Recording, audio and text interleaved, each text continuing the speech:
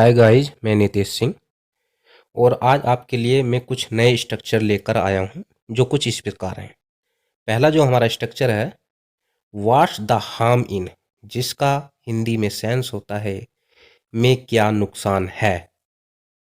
दूसरा स्ट्रक्चर हमारा है, is there any harm in, क्या कोई नुकसान है, यानी कि किसी काम को करने में क्या कोई नुकसान है। हमारा तीसरा स्ट्रक्चर है, देयर्स नो हार्म इन, यानी कि उस कार्य को करने में कोई नुकसान नहीं है।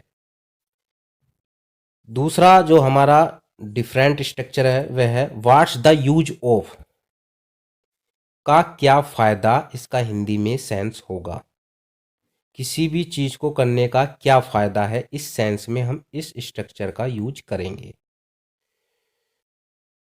अगला स्ट्रक्चर हमारा है, is there any use of, क्या कोई फायदा है, यानी किसी भी चीज को करने का क्या कोई फायदा है, उस सेंस में हम इस स्ट्रक्चर का उपयोग करेंगे।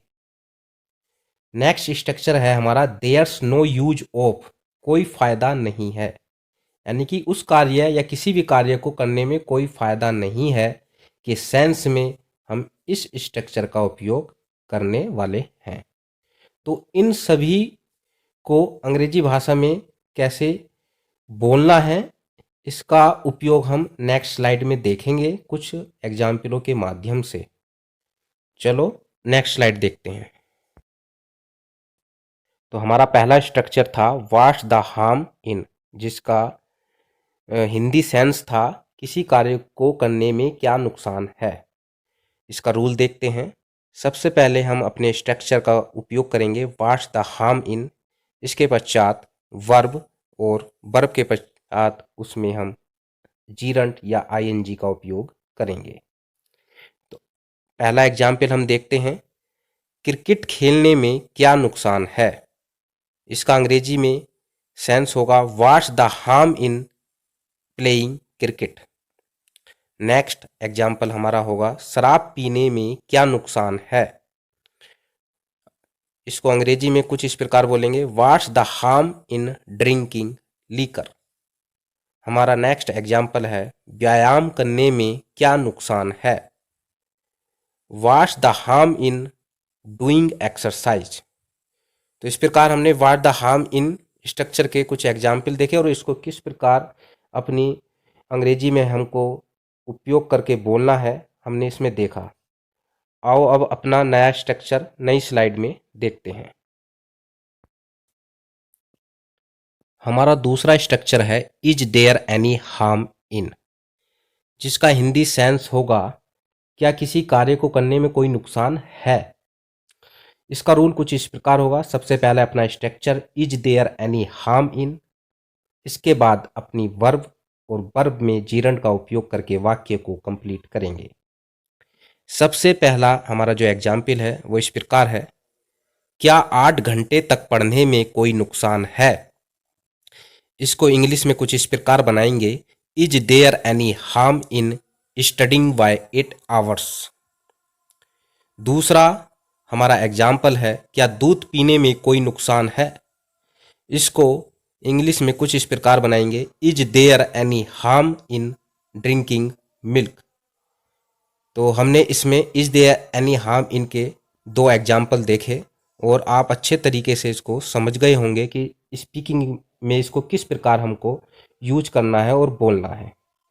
आए अब नेक्स्ट स्लाइड की तरफ बढ़ते हैं। हमारा तीसरा स्ट्रक्चर है, देयर्स नो हार्म इन, जिसका हिंदी सेंस होता है, किसी भी कार्य को करने में कोई नुकसान नहीं है। इसका रूल कुछ इस प्रकार होगा, सबसे पहले हमारा structure, there's no harm in, इसके बाद वर्ब और वर्ब में आईएनजी का उपयोग करके वाक्य को कंप्लीट करेंगे। तो कुछ एग्जाम्पल देखते हैं। पहला हमारा एग्जाम्पल है, दूध पीने में कोई नुकसान नहीं है। इसको इंग्लिश में कुछ इस प्रकार बनाएंगे, there's no harm in drinking milk, अर्थात दूध पीने में कोई भी नुकसान नहीं है, इस सेंस में हम इसको बनाएंगे। दूसरा हमारा एग्जाम्पल है, पढ़ने में कोई नुकसान नहीं है।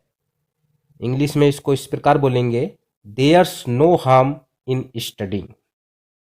तो हमने देयर्स नो हार्म इन के कुछ एग्जाम्पल देखे और आप अच्छे तरीके से इसको समझ गए होंगे। चलो नई स्लाइड की ओर बढ़ते हैं। हमारा चौथा स्ट्रक्चर है व्हाट्स द यूज ऑफ, जिसका हिंदी सेंस होता है किसी भी कार्य करने को क्या फ़ायदा है, या किसी भी कार्य करने में क्या फ़ायदा है। इसका रूल कुछ इस प्रकार होगा। सबसे पहले हमारा structure what the use of, इसके बाद वर्ब और वर्ब में आईएनजी का उपयोग करके वाक्य को कंप्लीट करेंगे। पहला हमारा एग्जाम्पल है फिल्म देखने का क्या फ़ायदा है, तो what's the use of watching movie. दूसरा हमारा एग्जाम्पल है व्यायाम करने का क्या फ़ायदा है, what's the use of doing exercise. तो हमने यहाँ पर व्हाट द यूज ऑफ के कुछ एग्जाम्पल देखे और आप अच्छे तरीके से इसको भी समझ गए होंगे। अब हम अपनी नई स्लाइड की ओर बढ़ते हैं। हमारा अगला स्ट्रक्चर है is there any use of, जिसका हिंदी सेंस होगा क्या किसी भी काम को करने का कोई फ़ायदा है।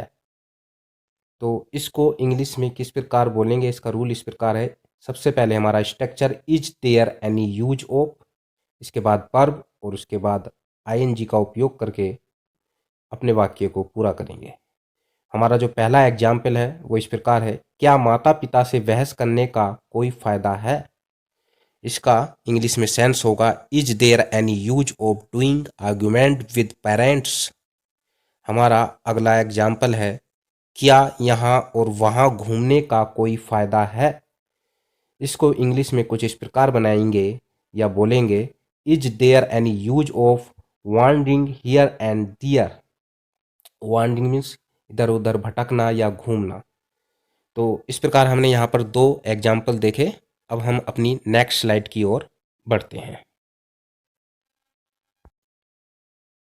हमारा जो अंतिम स्ट्रक्चर है वह है देयर्स नो यूज ऑफ, जिसका हिंदी सेंस होता है किसी भी कार्य करने का कोई फायदा नहीं है।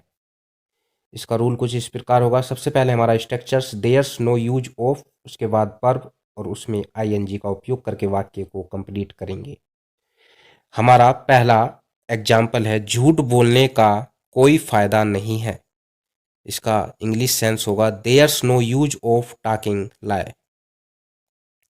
हमारा अगला एग्जाम्पल है विदेश में हिंदी बोलने का कोई फायदा नहीं है। इसका इंग्लिश सेंस होगा there's no use of speaking Hindi in abroad. तो इस प्रकार हमने अपने सभी स्ट्रक्चरों को यहाँ बारी बारी से कुछ एग्जाम्पलों के माध्यम से समझा। और जो भी हमने यहाँ पर ये देयर्स वाट्स ये शॉर्ट फॉर्म में यूज की हैं, ये actually there is and what is के लिए उपयोग की गई हैं, जिसको स्पीकिंग के समय हम देयर्स और व्हाट्स बोलकर अपनी अंग्रेजी को और प्रभावित कर सकते हैं। लिखते समय आप देयर्स इज और व्हाट इज का उपयोग कर सकते हो।